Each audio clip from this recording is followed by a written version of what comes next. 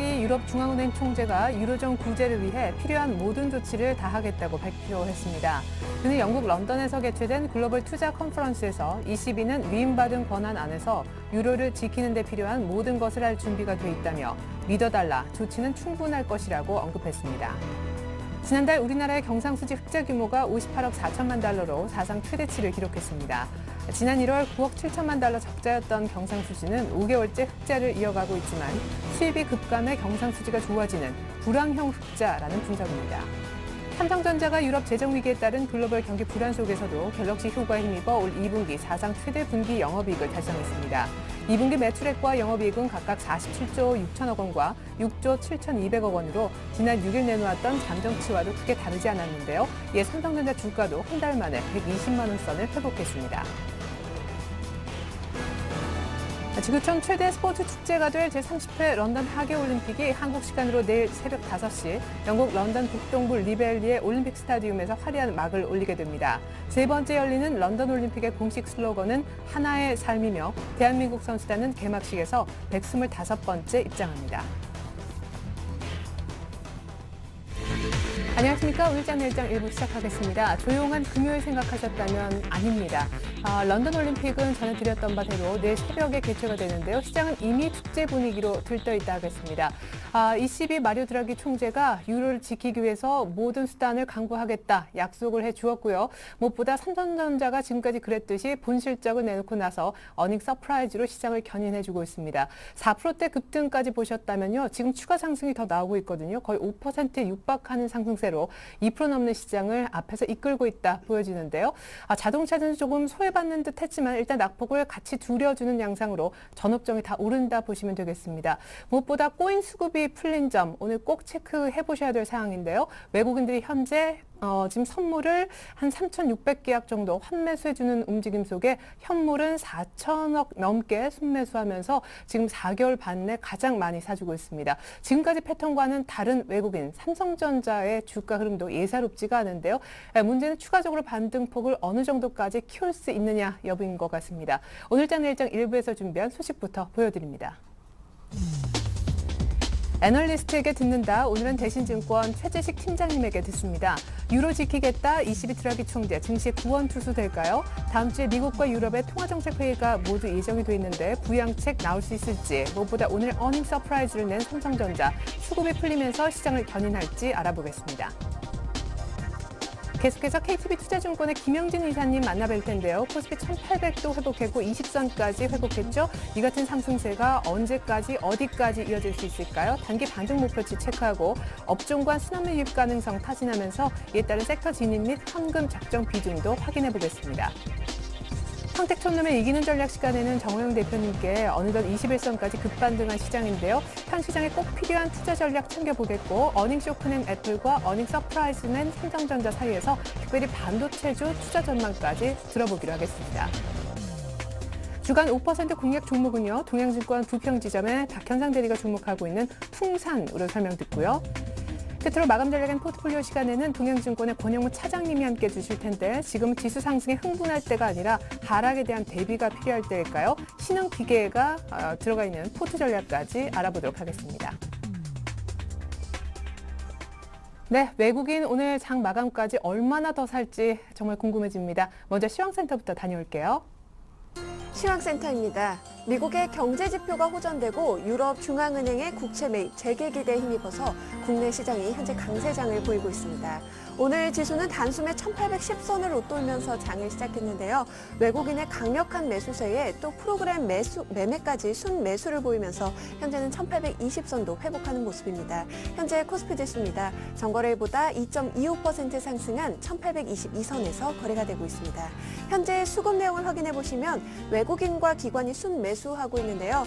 오늘은 외국인의 매수세가 강력해 보입니다. 현재 4천억 원이 넘게 물량을 담고 있네요. 이어서 코스닥 지수입니다.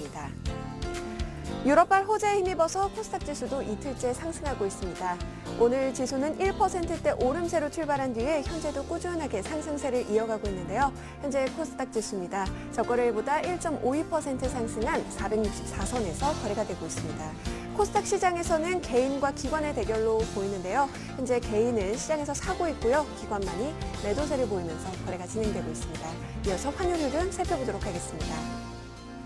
환율은 ECB 기대감과 유로 반등에 따라서 1,130원 선으로 내려앉으면서 이틀째 하락세를 보이고 있습니다. 현재 환율입니다. 전거래일보다 7원 70전 하락한 1,139원 선에서 거래가 되고 있습니다. 이어서 코스피 시가총액 상위 종목 살펴보도록 하겠습니다. 삼성전자가 호실적을 내놓으면서 오늘장 급등세를 보이고 있습니다. 현재 4.69% 오르면서 122만 7천 원에 거래가 되고 있습니다. 현대차도 2.24% 상승하고 있는데요. 반면에 현대모비스가 지난해 상반기 대비 매출액이 17.9%로 증가했지만 공정거래위원회로부터 과징금을 부과받았다는 소식에 오늘장 약세를 보이고 있습니다. 현재 0.35% 하락하면서 28만 4,500원에 거래가 되고 있고요. 기아차 역시 사상 최대 실적을 내놓았죠. 하지만 시장에서는 만도 파업 소식에 대한 우려감에 자동차주들은 소폭 상승에 그치고 있습니다. 현재 기아차는 0.13% 오르면서 76,400원에 거래가 되고 있습니다. 삼성생명도 1.87% 오르면서 92,800원에 거래가 되고 있고요. 현대중공업 역시 4%에 가까운 급등세를 보이고 있습니다. 현재 신한지주도 3.58% 그리고 SK하이닉스도 3%대 강세장을 보이고 있습니다. 이어서 코스닥 시가총액 상위 종목 살펴보도록 하겠습니다. 셀트리온이 현재 1.48% 상승하고 있는데요. 27,350원에 거래가 되고 있습니다. 서울반도체도 주당 650원씩 상승하면서 21,050원에 거래가 되고 있고요. 안랩과 CJ홈쇼핑도 각각 강보합권에서 거래가 되고 있습니다. SM은 반면에 1.6% 하락세를 보이고 있는데요. 49,150원에 거래가 되고 있습니다. 포스코 ICT 1.22% 상승장이고요. CJENM 역시 2.22% 오르면서 현재 23,000원에 거래가 되고 있습니다.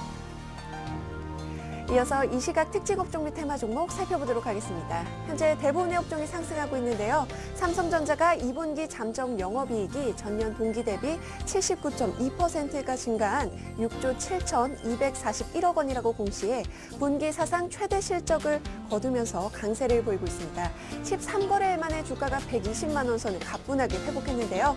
덩달아 긍정적인 어닝 시즌을 맞아서 IT주들도 동반 강세를 보이고 있습니다. 현재 삼성전자가 4.69% 오르고 있습니다. 122만 7천 원에 거래가 되고 있고요. 삼성 SDI는 올 2분기 영업이익이 전년 동기 대비 25.4%나 증가했다고 공시했습니다. 현재 4.76% 강세장을 보이면서 14만 3천 원에 거래가 되고 있습니다. LG 디스플레이 역시 7% 가까운 급등세고요. LG 이노텍 역시 8%가 넘게 급등하면서 현재 주당 6,500원씩 상승하고 있습니다. 83,900원에 거래가 되고 있네요. 코스피 지수가 1,800선을 단숨에 회복하면서 현재 은행과 증권주들도 동반 강세를 보이고 있습니다. 은행주 먼저 살펴보겠습니다. 현재 KB금융이 2.22% 오르면서 34,550원에 거래가 되고 있습니다. 하나금융지주도 3% 가까운 상승세를 보이고 있고요. 신한지주가 3.43%, 기업은행도 3.4% 상승하고 있습니다. 현재 우리금융은 주당 450원씩 상승하고 있는데요. 1,750원에 거래가 되고 있습니다. 이어서 증권주도 살펴보도록 하겠습니다. 현재 삼성증권이 3%대로 강세장을 보이고 있는데요. 현재 46,900원에 거래가 되고 있습니다. 현대증권도 4.66% 상승하고 있고요. 우리투자증권이 3% 가까운 상승세, 그리고 미래에셋증권도 주당 1,200원씩 상승하면서 28,900원에 거래가 되고 있습니다. 유럽 재정위기가 완화될 것이라는 기대감에 조선주들 역시 강세를 보이고 있습니다. 현재 대형 선박 발주자가 유럽에 많이 있어서 유럽 상황에 따라 조선업종의 수급에 영향을 미치고 있는데요. 현대중공업이 3.91% 오르면서 22만 6천 원에 거래가 되고 있습니다. 현재 삼성중공업도 주당 1,250원씩 상승하고 있고요. 현대미포조선이 주당 4,000원씩 현재 11만 3천 원에 거래가 되고 있습니다. STX조선해양 역시 4.42% 오르면서 현재 8,970원에 거래가 되고 있네요. 중국 경기 부양 기대감에 현재 정유화학주의 주가가 상승을 주도하고 있습니다. 정유화학주 살펴보겠습니다.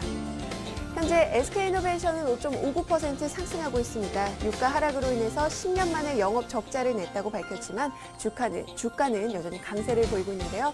주당 8,000원씩 상승하고 있네요. 현재 LG화학도 2%대 강세장이고 GS와 S오일도 각각 2%에서 3%씩 상승하고 있습니다. 하나케미칼 역시 2.24% 오르면서 2550원에 거래가 되고 있습니다. 현대건설이 해외 현장의 손실을 선반영하면서 상반기 영업이익이 3.2% 감소했다고 밝혔는데요. 코스피가 강세를 보이면서 하지만 동반 상승하고 있습니다. 현대건설은 현재 주당 1,000원씩 상승하면서 57,800원에 거래가 되고 있습니다. 두산중공업이 2분기 매출액이 전년 동기 대비 18.7% 증가하면서 현재 강세를 보이고 있습니다. 두산중공업은 주당 1,800원씩 상승하고 있네요. 59,700원에 거래가 되고 있습니다.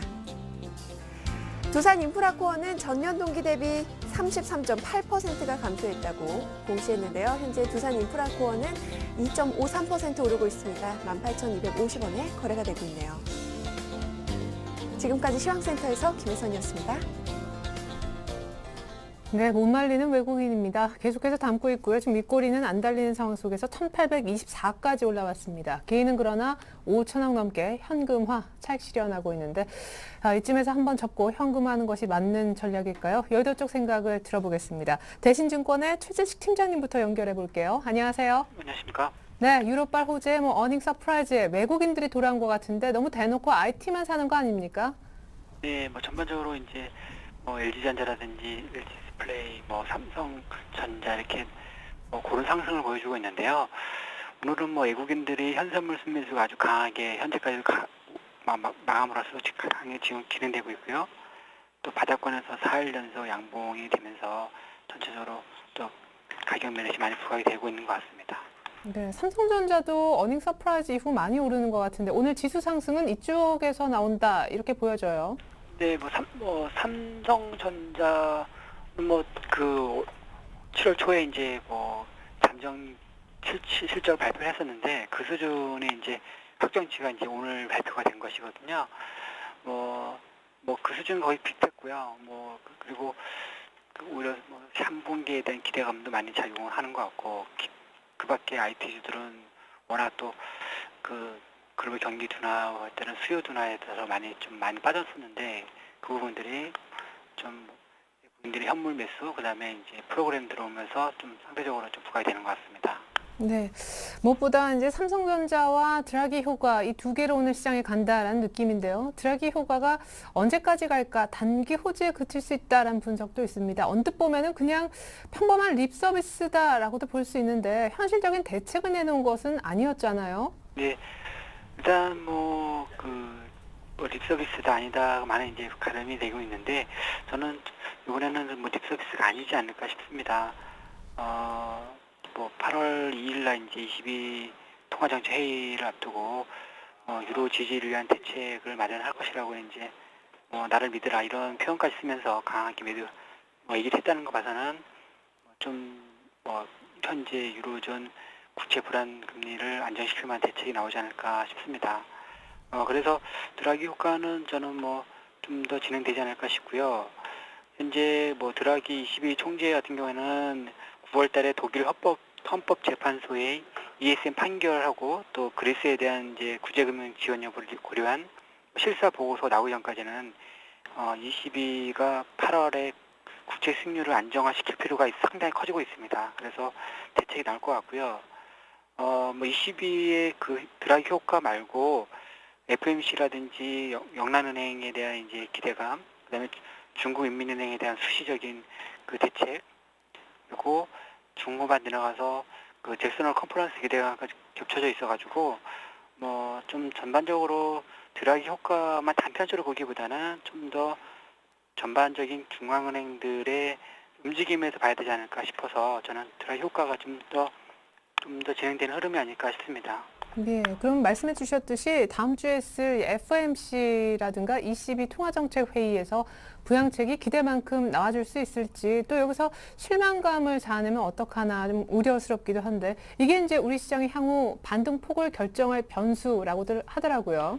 네, 일단 그 ECB에서는 국채 스페인 국채 수익 안정을 위해서 단기 국채 매입이라든지 은행들 재할인 20일 재할인 창구를 이용해 가지고 그 스페인 은행이 보유하고 있는 뭐 민간 여신들을 다시 매입한다든지 이런 방향으로 해서 스페인 국채 수익률을 좀 안정을 시키는 대책이 나올 것 같고요.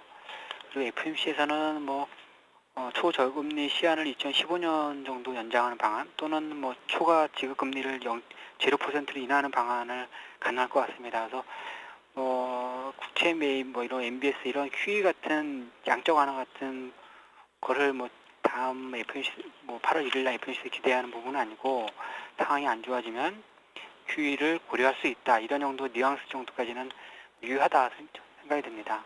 예, 그렇군요. 또 그리고 안 돼도 잭슨홀 미팅도 있고 하니까요. 자, 무엇보다 삼성전자의 2분기 어닝 서프라이즈 영업이익 6조 7천억 이상 나왔는데 이제 외국인들 한 5일 정도 사다가 다시 팔았었단 말이에요. 이제는 다시 외국인들도 삼성전자를 담으면서 주가가 전고점 140만 원을 향해 갈 수 있을까요? 네, 그동안 삼성전자는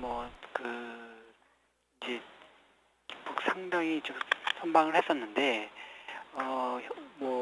외국인들 입장에서는 한국을 대표하는 종목이다 보니까 한국물을 살 경우에는 대표적인 실적 호전주인 삼성전자를 살 수밖에 없을 것입니다. 그래서 그런 상황이 있고 또 삼성전자가 마침 갤럭시 S3 판매라든지 갤럭시 노트 2가 이제 8월 중순에 이제 공개되는 점 고려한다면 3분기 사상 최대 실적까지 있어서 당장에서 삼성전자 부분에서는 주가 향방은 상승 압력을 많이 받지 않을까 싶습니다.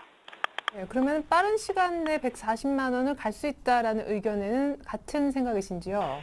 140만 원까지는 제가 장담하기는 힘든데 최소한 130만 원이 넘기지 않을까 싶습니다. 예, 그렇군요. 오늘 또 의외로 굉장히 빠르게 120만 원을 챙겨온 삼성전자.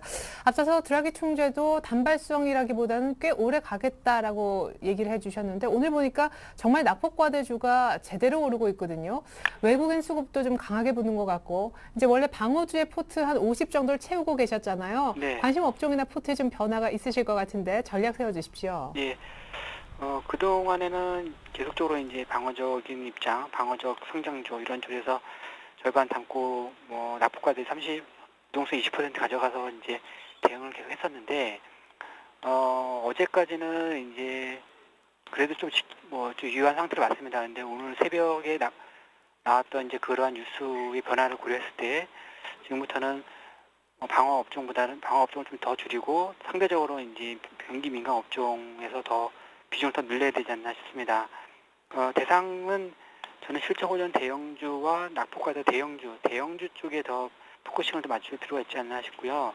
그러한 이유는 앞서서 얘기했던 그동안에 영향을 주었던 유로존 위기가 잠시 이제 중앙은행 총재들의 대처를 위해서 시간을 좀 잠깐 벌었다는 생각이 듭니다. 그래서 현재 낙폭과대 매력이 큰 대형주, 그다음에 외국인들 입장에서 쇼커버링을 해야 된다는 입장에서 본다면 대형주 그리고 경기 민감 업종 이쪽이 비중을 좀 더 늘려야 된다 생각됩니다.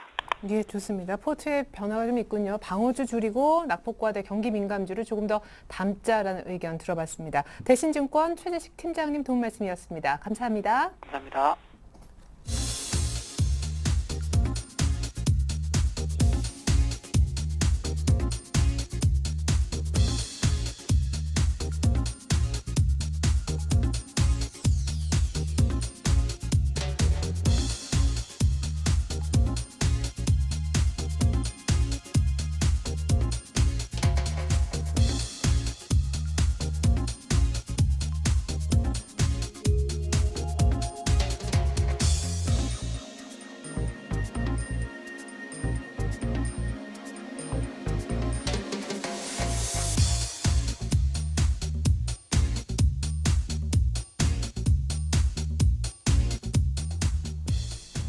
네, 이렇게 5분의 의견 봤는데요. 1차 저항대가 1830에서 50포인트 사이일 수 있다라고 의견 주신 KTB 투자증권 명동지점 김영진 이사님 잠시 후 만나보겠습니다.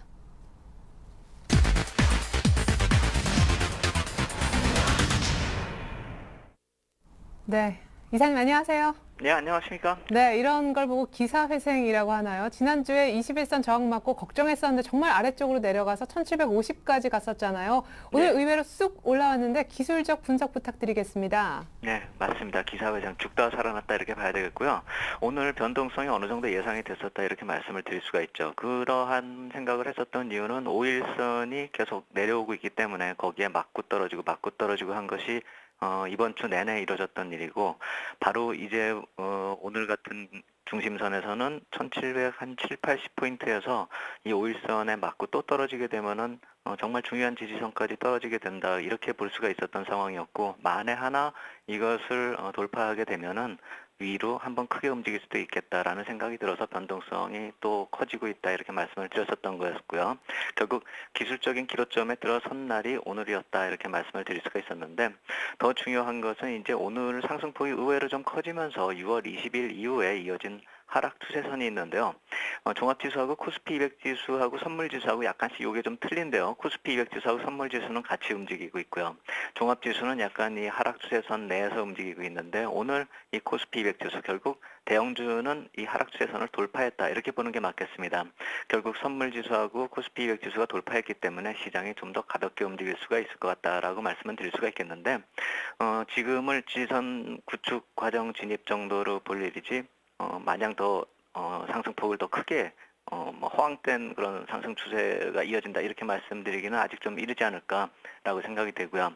그 하락 추세대 내에서 등락이 한 달 동안 이어지는 모습이었고, 특별한 모멘텀이 오늘 이외에는 없었죠. 그러면서 1750포인트까지 흘러내리는 모습인데, 사실 이 1750포인트 때는 상당히 의미 있는 지수다. 이거를 우리가 향후에 만약에 조정이 나타나도 꼭 생각 머릿속에 둬야 될 것이다. 이렇게 저는 말씀을 드리고 싶은데요. 2009년 10월부터 2010년 10월까지 거의 1년 동안 박스권 시세를 보인 그 박스권의 상단이 1750포인트입니다. 그 당시에 1년 동안 박스권이 1500포인트에서 한 1750포인트, 약 한 200포인트 사이를 1년 동안 움직였는데, 지금도 거의 그러한 움직임을 보이다 아래로 쭉 밀려 내려온 상황에서 이 1750포인트에서마저도 반등세를 안 보여준다면은 그 예전에 1년 동안 박스권 시세 안으로 회귀할 수가 있기 때문에 엄청난 하락이 나타날 수도 있는 그런 상황이었죠. 결국 여기서의 최소한 반등세를 보여줬기 때문에 어느 정도 지지력을 보여줬다 이렇게 볼 수가 있는 것이고요. 그것이 어제 시장 분위기에서는 사실 불가능했었죠. 그렇기 때문에 상당히 불안했었던 것이고, 추가적으로 최소한 1700 초반대까지 내려가는 게 아니냐 이렇게 예상이 됐었는데, 오늘 어떤 재료가 뭐 신뢰성이 있느냐 없느냐 이것을 떠나서 시장 자체를 돌려세웠다, 기술적으로 중요한 지지선에서 돌려세웠다라는 점에 어느 정도 의미를 두고 좀 살펴볼 필요가 있어 보이고, 또 한 가지는 아까 앵커님께서도 말씀하셨듯이 이 선물 투자자 쪽에서 좀 변화가 나타나고 있죠. 지금 한 3,300계약 정도 매수가 들어오고 있고요. 이렇게 되면 6월 만기 이후에 매도 누적 계약 수가 23,000계약 정도로 줄어들고요. 더 중요한 게 있죠. 순차익 잔고를 따져보면 어제 4,800억 마이너스였습니다. 매도 잔고가 있었는데, 만약에 여기서 이 추세적으로 외국인이 파생상품 쪽을 돌려 세운다라고 한다면은 단기적으로 순차익 잔고 줄어들면서 이 순차익 잔고가 늘어난다라고 한다면 1조 원 매수까지도 가능하죠. 그렇다면은 대기 매수성으로 1조 5천억 정도가 가능하다 이렇게 볼 수도 있는데, 그것을 너무 좀 빠르게 지금 말씀을 드린다라기보다는 이 선물 투자자 쪽에서 외국인 쪽의 수급이 얼마나 변하는가 요거를 향후에도 좀 더 관심 있게 지켜볼 필요가 있겠다 이렇게 말씀을 드리겠습니다. 그러게요. 오늘처럼 이렇게 며칠만 더 사주면 시장이 금세 가겠다 싶기도 한데, 대외적인 재료 이벤트를 보더라도 좀 긍정적인 분석들을 많이들 하시더라고요. 일단은 지난주 부분까지는 다시 회복을 했잖아요. 여기서부터가 중요할 것 같아요. 추가적인 반등치를 몇 포인트 정도로 냉정하게 보고 계십니까? 네, 그 사람들이 얘기하는 이제 3차 LTR로 하고 또 다음 주 FOMC 이어지면서 QE3 이런 걸 얘기하면서 1900포인트 말씀하시는 분들도 있긴 한데요. 저는 일단 거기까지는 지금 말씀드릴 상황은 아니다라고 생각이 되고요. 그거는 그때 가서 좀 생각해 볼 일이 아닌가라는 생각이 들고, 지난주에 언급해 드렸었던 1850포인트의 추세 저항, 지금 보면 오히려 더 낮아진 상태입니다. 1840포인트 정도까지 낮아진 그런 모습이기 때문에 오히려 1840포인트대에서는 약간 무겁지 않을까라는 생각이 들고요. 또 일목균형표로 따져봐도 구름대 하단이나 또 2011년 그 7월 이후에 피보나치 비율로 본 조정대 예전에도 이 조정대를 보여드렸는데 그때 보여드렸던 것처럼 1850포인트 때는 한번 무너진 다음에는 저항선 역할을 할 수가 있다. 이 관점에서 본다면 1850포인트 좀 무거워 보인다. 이 말씀을 또 드리고 싶고요. 또 한 가지 또 무거워 보이는 이유 중에 하나는 단기적으로 이 변동성 흐름에서 봐도 항상 변동성이 커지면 이 추가적인 탄력이 붙으면서 한 번에 너무 많이 한꺼번에 상승을 하게 되죠. 오늘 하루 상승한 게 아니라 수요일 저점대부터 이렇게 따져보면은 1750포인트 장중에 기록한 이후에 지금 오늘 1820포인트로 감안을 한다면 70포인트가 될 테고 추가적인 상승을 해서 1850포인트를 감안한다면 단기적으로 100포인트 시세가 난다는 것이죠. 그렇다면 또 한 번 쉬어갈 수 있는 단기 상승폭이다 이렇게 말씀을 드릴 수가 있겠고요. 악재가 사라진 다음에 이제 안동하는 모습이기 때문에 벌써부터 여기서 반락을 얘기하느냐라고 말씀을 하실 수가 있기 때문에 저렇게 말씀을 드리겠습니다. 추가적으로 상승이 좀 가능하기는 해 보이는데요. 반락이 가능한 지수대로 진입하는 상승이다. 이렇게 보실 필요가 있어 보이고요. 펀드멘탈적으로 어제 나온 얘기가 뭐 그다지 신뢰가 있냐 없냐 이런 말씀을 드리는 것은 아니다라는 점 다시 한번 말씀을 드리겠습니다. 그러면 1840포인트에서 좀 무거울 수 있다면 역시 이 정도에서 현금화 생각을 좀 해야 될 것 같은데 어제 보내주신 그 메시지 보니까요. 업종 순환 반등에 따른 점진적 현금 확보 이런 의견 주셨더라고요. 포트폴리오 얘기 들어볼까요? 네, 포트폴리오 전략을 본다면은 지난주에 40%까지 늘렸던 IT 업종 20%로 다시 내리고요. 화학산업재는 30%에서 20% 내려서 한 30%의 현금을 이 1850포인트대에서는 더 확보를 한다. 이렇게 생각을 하시면 될 것 같고요. 단지 필수 소비재 쪽으로는 10% 정도 거꾸로 늘리겠습니다. 업종 간 순환매라고 말씀을 드리는 게 이 IT 화학산업재하고 필수 소비재의 순환매가 아니고요. IT하고 화학산업재가 순환매가 있을 수가 있을 것이다라고 생각이 되는데 오늘 다 한꺼번에 올라버렸기 때문에 여기서는 이제 순환매를 대응해서 뭐 다른 쪽으로 매수하자, 덜 오른쪽으로 매수하자 이게 불가능한 시점으로 돼버렸다는 것이죠. 그렇기 때문에 이런 순환매를 유입 가능한 그런 시점에서 그것을 예상하고 먼저 앞에 가서 선침해한다는 그게 불가능하다라고 한다면 이제는 순환매가 유입된 결국 동반해서 같이 올랐으니까 앞으로도 같이 오른다면 같이 팔아야겠죠. 좀 줄일 필요가 있다라고 말씀을 드릴 필요가 있고요. 애플 실적에 맞춰서 IT 쪽을 늘렸던 것이 사실인데 그 전략은 빗나갔습니다. 하지만 제가 그때 말씀을 드렸던 것이 삼성전자 본실적 발표 때 삼성전자는 한 번 더 움직일 수 있다 이 말씀을 드렸습니다. 그것이 오늘이라고 한다면은 더 이상 아쉬울 필요가 없다라고 생각이 되고 IT 쪽은 비중을 줄이는 게 맞다라고 생각이 됩니다. 결국 어느 특정 업종이라기보다는 업종 대표주 위주의 전략이 앞으로도 2,800 이하로 내려간다라면 유효할 것이다 이렇게 생각이 되고 그 두 기둥은 IT하고 화학산업재 쪽에 있다 이렇게 말씀을 드리겠고요. 필수 소비재 말씀을 드린다면 그동안에 이쪽이 그 원자재 관련돼서 좀 안 좋은 흐름이 많이 나타났었죠. 특히 에그플레이션 때문에 음식료 업종 상당히 좀 안 좋았습니다. 또 내수 관련주 쪽이나 뭐 이쪽 개별성 종목들도 좀 중소형주 쪽이기 때문에 상당히 안 좋았었던 것이 사실입니다. 그런데 사실 잘 생각해 보면 우리가 이 에그플레이션 얘기를 하면서 매해 에그플레이션 얘기가 나왔을 때의 그 주가 흐름을 한번 살펴보신다면은 그 얘기 나올 때가 거의 저점을 형성할 때가 많다는 점, 그 점 한번 단순하게 좀 생각을 해볼 필요가 있다 이 생각이 듭니다. 결국 농산물 자체가 생산이 좀 부진하게 되고 뭐 가뭄이 일어난다 이런 것이 언제 일어나는지를 한번 생각해 보신다면 주가에 얼마만큼이 반영이 되어 있는지도 한번 짐작을 해보실 수가 있다라고 생각이 됩니다. 결국 원자재 시세 흐름에 따라서 에그플레이션이냐 아니면 또 다른 쪽의 원자재를 거론하느냐에 따라서 그 수혜를 입는 업종하고 피해를 입는 업종이 또 그 종목들이 틀려질 텐데요. 이제는 그쪽에 대해서 좀 개별적으로 좀 종목으로 보고 좀 접근할 필요가 있다 이렇게 생각이 되고요. 아까 말씀드린 그런 내수 업종 중에서 이벤트성 성격을 가진 뭐 굳이 뭐 예를 든다 뭐 제일기획 같은 이런 종목들 그동안의 바닥에서 상당히 오랫동안 헤매고 있었는데 이런 종목들이 시세를 내는 거에 있어서는 어느 정도 따라간다기보다는 여기에 물려 있었던 분들이 상당히 많은 걸로 알고 있는데 이번에 좀 빠져나올 수 있는 기회로 이용할 수 있는 결국 이거 역시 마찬가지로 현금화 전략 중에 일부다 이렇게 말씀을 드리겠고요. 결국 또 순환매에 동반한 현금화 전략이다 이렇게 말씀을 드리겠습니다.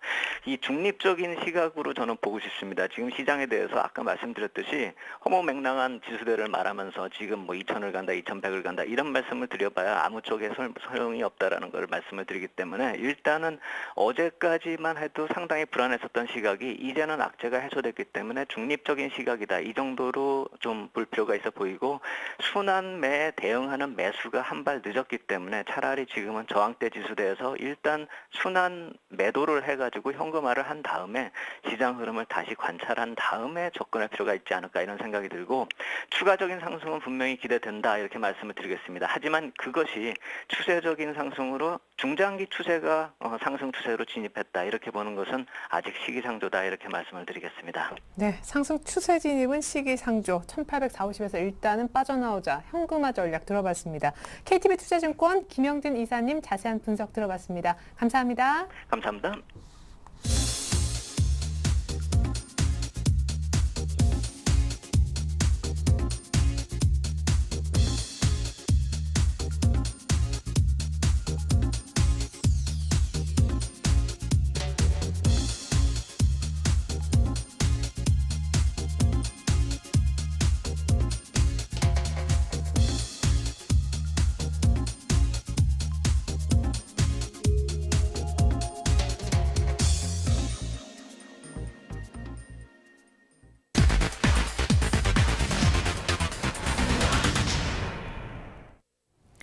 안녕하세요. 평생 손놈의 이기는 전략 김보람입니다. 정우영 대표님 전화 연결해서 1,800을 단숨에 회복한 오늘장 마감 전략 세워보겠습니다. 대표님 안녕하세요.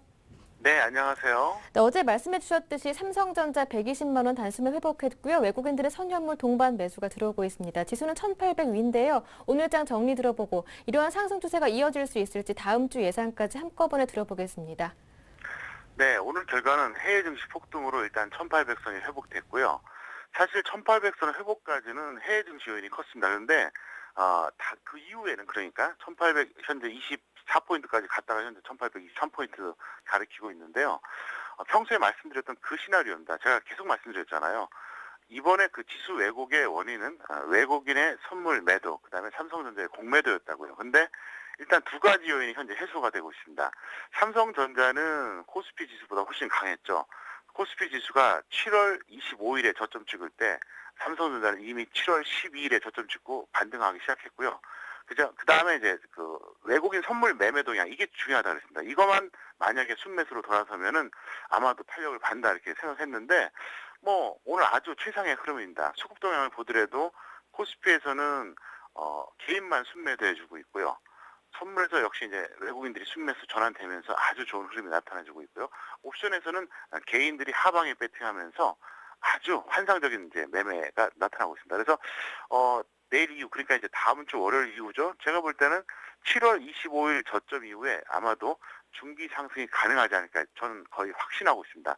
아직까지는 1850이 돌파되지 않았기 때문에 조금 더 관찰해 봐야겠는데요. 이렇게 보시면 되겠습니다. 만약에 여기서 1850선이 돌파가 되잖아요. 그러면 일단 최소한 75%, 1900선이 다시 회복이 되잖아요. 그러면 거의 100% 가까운 확률로 여러분들이 보셔도 큰 무리가 없습니다. 그래서 그렇게 보시겠고요. 그 다음에 이제 중기 저점에 대한 시황 전망 재확인인데요. 저는 5월 21일 이후로, 그러니까 무려 2달 이상이죠.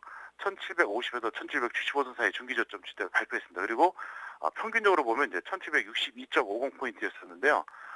잘 아시는 것처럼 저는 한 번도 말을 바꾸지 않았습니다. 계속해서 그걸 주장했었는데요. 어쨌든 7월 25일 저점이 1758.99포인트, 오차가 딱 3.51포인트였습니다.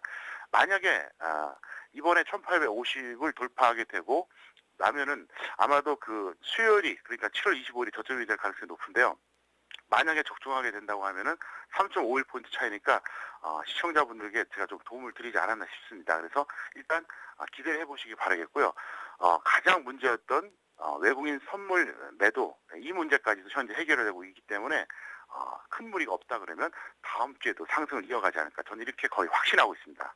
네, 지금 상황으로 본다면 오늘 무난하게 1,800 위에서 마감하게 될 것 같은데요. 그렇다면 마감 전략 어떻게 세워볼까요? 네, 제가 이미 수요일, 화요일 계속 말씀드렸죠. 1800선이 넘으면 1850까지는 그대로 끌고 가자 이렇게 말씀드렸었잖아요. 그래서 뭐 똑같습니다. 일단은 1800선 이상에서는 70%에서 100% 해주시고요. 1850선까지 계속 끌고 가다가 나중에 이제 제가 이제 어떻게 좀 바꿔드리냐면요. 지수 상승시 전략에 대한 추가 조언을 말씀드리겠는데요.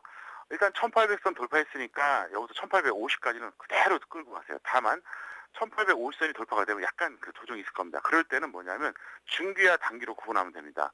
똑같이 75, 100%라 그래도 예를 들어서 중기 종목만 갖고 있는 사람들이 있잖아요.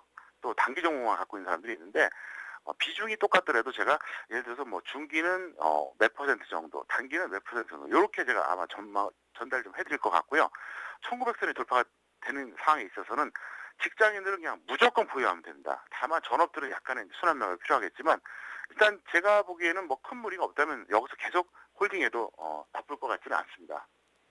네, 그렇다면 오늘 종가에 공략할 업종과 종목은 무엇인가요? 네, 한번 추천했다가 손절했던 종목인데요. 네. 오늘은 코스닥 반도체에 대해서 이제 추천해드리겠습니다. 그리고 테마주 이제 문재인 관련주 계속 공략해 주시겠는데요. 코스닥의 삼성전자라고 할 수 있는 서울반도체 말씀드리겠습니다. 그래서 서울반도체 046890인데요. 현재 오늘 잘 아시겠지만은 삼성전자 엄청나게 폭등해주고 있고요. SK하이닉스, LG전자, LG디스플레이, 코스피에서 전기전자에 해당하는 종목들은 다 좋습니다. 특히 바로 지난주에 추천해드렸던 LG디스플레이 현재 굉장히 잘 가고 있고요. 삼성전자는 제가 무려 이 시간을 통해서 한 3번 정도 추천해드렸습니다. 근데 전기전자가 상당히 좋은 상태를 나타내주고 있는데요. 수급도 상당히 좋습니다. 그래서 아마도 코스피 전기전자에 이어서 어차피 사실상 코스닥에서 그 전기전자와 다름없는 반도체에서 분명히 순환매가 나올 거라고 확신하고 있고요. 뭐 여러 가지 측면에서 시가총액을 보더라도 그렇고 업황을 보더라도 그렇고 전혀 문제가 없습니다. 그래서 일단 여러분들이 만약에 삼성전자나 LG디스플레이를 이 시간 추천주로 제가 전달해 드렸었는데요. 잡으셨던 분들은 그거 끌고 가시고요. 없다 그러면 서울반도체 강력 매수를 제가 부탁드리겠습니다. 네, 삼성전자나 LG디스플레이 따라가지 못하신 분들은 오늘 종목 서울반도체 공략해보자라는 의견까지 들어봤습니다. 말씀 잘 들었습니다. 고맙습니다. 네, 감사합니다. 지금까지 평택촌놈의 이기는 전략 김보람이었습니다.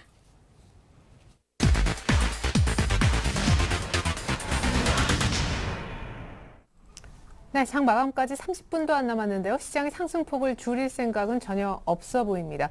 5% 주간 공략주를 좀 알아볼 텐데요. 오늘은 동양증권 부평지점의 박현상 대리님 만나볼게요. 안녕하세요. 네, 안녕하세요. 네, 지난주 공략 종목이었던 호텔신라 좀 전에 실적 발표한 것 같던데 주가 흐름 점검부터 부탁드릴게요. 일단 뭐 실적은 발표를 했어요.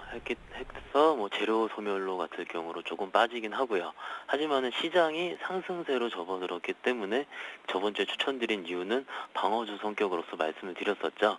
즉 방어주는 시장 상승에 대비해서 약할 수밖에 없다. 뭐 그렇게 말씀을 드렸기 때문에 일단 아직 그 손절가는 깨지 않았기 때문에 홀딩의 의견을 같이 드릴 수가 있겠습니다. 실적은 충분히 괜찮은 의견이 있었기 때문에 같이 말씀드릴 수가 있겠고요.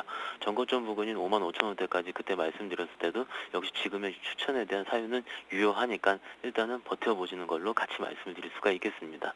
금요일 추천주로 이제 같이 넘어와서 말씀을 드리자면은요. 뭐 아시다시피 최근에 시장 자체를 봤을 때 어떤 느낌이 드시는지 모르겠지만은 어제 뉴스를 보신 분은 있으실 거예요. 아마 중국 쪽에서 부양책이 다음 주부터 나올 가능성이 높다라는 게 지금의 추천의 포인트가 될 것 같습니다. 종목은 풍산으로서 같이 말씀을 드릴 수가 있겠는데요.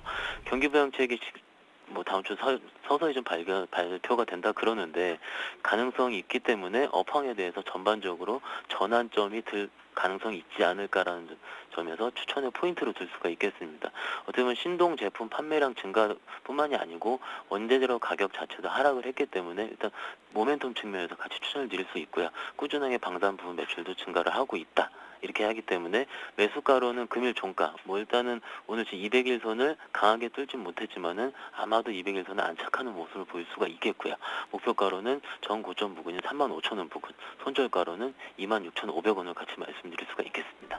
네, 아니 어제 사실은 10% 땡겼다가 7% 정도밖에 못 오르고 오늘 3% 정도 추가 상승하는데 오늘 종가에 따라붙어도 늦지 않다는 말씀이시죠? 일단 업종 자체가 전반적으로 턴한 느낌이 들기 때문에 이런 종목들이 만약에 강하게 시작이 되면 어떻게 보면 200일선을 뚫었을 것 같을 경우는 새로운 시세의 분출이라고 같이 좀 첨언을 드릴 수가 있겠고요.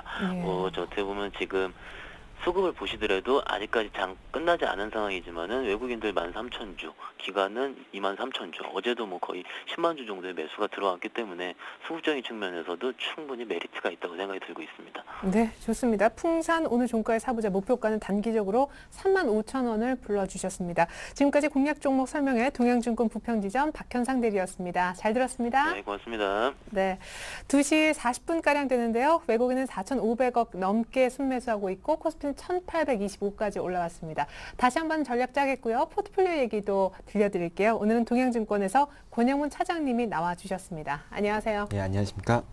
사실 지난주에 한 이 정도 지수대에서 수익보다는 리스크 관리에 신경 쓰자라고 하고 이제 떠나가셨는데 사실은 연저점 경신하면서 그 말씀이 맞았던 것 같습니다. 하지만 오늘 이렇게 또 다시 큰 폭으로 오르니까 이제는 1,850 정도는 추가로 더 가지 않느냐 이런 좀 긍정적인 전망들이 많은데요. 여전히 리스크에 신경 써야 될 때다 의견을 같이 갖고 계신지 바뀌셨는지 들어보고 싶어요. 네, 결론부터 먼저 말씀드리자면은 리스크에 유념해야 될 때다 여전히 그런 견해를 갖고 있고요. 시장이 이렇게 급반등하는 이유부터 먼저 살펴보아야 할 텐데요. 우선은 뭐 드라기의 드라기의 발언이 있었죠. 유로를 결단코 수호를 하겠다. 유로존을. 네. 그런 발언 때문에 이제 유럽 시장 그리고 미국 시장까지 반응하면서 우리나라 시장 뭐 장 마감으로 갈수록 상당히 강한 모습들인데요. 우선 이러한 발언 이후에 이제 다음 주에 ECB의 모습이 상당히 중요합니다. ECB 회의 때 그러한 기대감들을 지금의 주가가 오르는 그러한 기대감들을 충족시키지 못할 경우에는 하락에 대한 그런 대비가 필요하다라고 예상이 되는 자리고요. 그거 외에도 뭐 스페인의 결단이라든지 이런 부분들에 대한 네. 불확실성 그리고 지금 기술적인 부분들로 보아도 어떤 지금 자리에서는 아주 강한 상승이 이어져야만이 이러한 하락 쪽으로 볼 수 있는 그런 흐름들을 반대로 돌려놓을 수 있을 만한 에너지가 형성되지 않을까라고 생각을 하고 있습니다. 우선 뭐 기술적으로 패턴으로 보더라도 지금 이번 주 중에 한번 그 박스권 하단 부분을 깨는 흐름이 한번 나왔었죠. 상당히 네. 공포스러운 그런 국면이었는데요. 다행히 이제 많이 머물지 않고 오늘까지 해서 이제 금방 다시 되돌려주는 모습 상당히 긍정적이긴 하지만은 여전히 고점은 낮아지고 저점은 일정한 그런 형태가 지속되고 있다라는 판단입니다. 예. 아니, 먼저 이제 ECB 통화정책회의 다음 주에 있지만 여기서 실망하는 그런 내용이 나올 수도 있으니까 대비를 하자. 일단 재료적으로는 그렇게 분석을 해주셨는데 이번에 드라기 총재가 유로를 지키겠다. 모든 수단을 다 쓰겠다. 이렇게 얘기한 게 립서비스가 아니라는 분석도 있었거든. 지금과는 뭔가 좀 다르다. 또 통화정책회의 바로 앞두고 이런 얘기를 하는 거는 뭔가가 있다라는 얘기다. 이런 얘기도 있었는데 여전히 조금 그냥 한 말 정도로 보시는 거예요? 네, 우선 지금 독일의 메르켈 총리가 휴가 가 있는 상태에서 예. 어떤 드라기 총재의 어떤 이런 언급 정도가 뭐 여태까지 어떤 그 신재정 협약이라든지 이런 부분들 큰 부분들을 독일이 여태까지 고집을 피웠었던 그런 부분들을 바꿀 만한 그런 요인들이 되겠느냐라고 봤을 때 그렇게 큰 임팩트를 작용하지 못할 거다라고 판단을 하고 있고요. 그렇기 때문에 다음 주 ECB 회의 때 이러한 드라기 총재의 발언 때문에 주가가 올랐다라면은 그런 기대감이 상존을 하고 있는 건 사실인데요. 네. 이러한 기대감을 충족시키지 못할 때는 또 시장이 그 반대 정 위치로 자기 위치를 찾게 될 것이다. 그렇게 된다라면은 그러한 하락에 대비하는 그런 리스크 관리도 필요하다라는 점에서 그런 말씀을 드렸습니다. 네. 하지만 오늘 마리오 드라기 얘기 외에도 사실 조금 눈여겨볼 부분은 외국인들의 수급이 좀 변했다라는 생각인데요.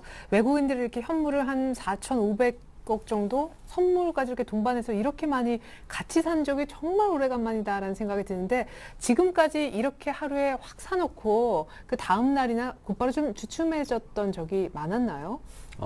우선은 기술적인 부분부터 먼저 한번 말씀을 네. 드리고 싶은데요. 종합주가지수 현재 차트를 보게 되면요. 물론 말씀하신 것처럼 근래 보기 힘든 그런 외국인들의 매수, 현물 매수가 오늘 나타났는데 게다가 뭐 기술적으로 보더라도 상당히 큰 상승 갭을 동반하면서 다시 예. 제자리로 돌아왔었죠. 그래서 이번 주에 이렇게 양일 동안 25일과 그리고 26일 양일 동안 박스권 하단을 깨고 흐름이 나타났을 때마다 굉장히 공포스러웠습니다만은 오늘 이러한 부분들을 상쇄시키는 그런 강한 흐름들을 보여주고 있는 것은 긍정적인 것은 사실입니다. 하지만은 여전히 제가 여기 이제 의미 있는 고점들을 이어놓은 패턴 그리고 의미 있는 저점들을 이어놓은 이 박스권 하단대를 볼 때 결국에는 이렇게 큰 상승이라고 할지라도 결국 고점이 계속 낮아지는 그러한 저항을 앞두고 있고요. 그리고 저점의 일정한 형태 그 안에서 지금 움직이고 있다라고 볼 수가 있겠습니다. 그래서 뭐 외국인들의 현물 매수 말씀하신 대로 상당히 의미 있는 부분들 그리고 규모도 상당히 크다라는 부분들은 결코 간과할 수 없는 부분들이지만은 이전에도 물론 그러한 부분들이 나타났었고 그리고 결국에는 유로존 해결 문제들이 말끔하게 해결되지 않는 이상은 또다시 이제 시장이 불확실성과 그리고 그러한 공조가 안 됨으로 인해서 또한 하락을 했었다라는 점에서 너무 긍정적으로만 볼 필요는 없겠다라는 말씀을 드리겠습니다. 좋습니다. 예, 한 번, 두 번 여러 차례 경험했기 때문에 이번에도 역시 당하지 않겠다. 현금화 빨리 챙기자 이런 얘기를 하셨습니다. 그렇다면 오늘 포트의 신규 종목은 없겠네요, 그죠? 예, 오히려 현금 비중을 더 늘렸고요. 그리고 가지고 있던 종목도 손절선이 터치가 되어서 제외하는 것으로 그렇게 포트폴리오를 가져왔습니다. 네, 좋습니다. 신규 종목은 없다 하셨는데 기존 종목은 그럼 어떤 종목이었을까요?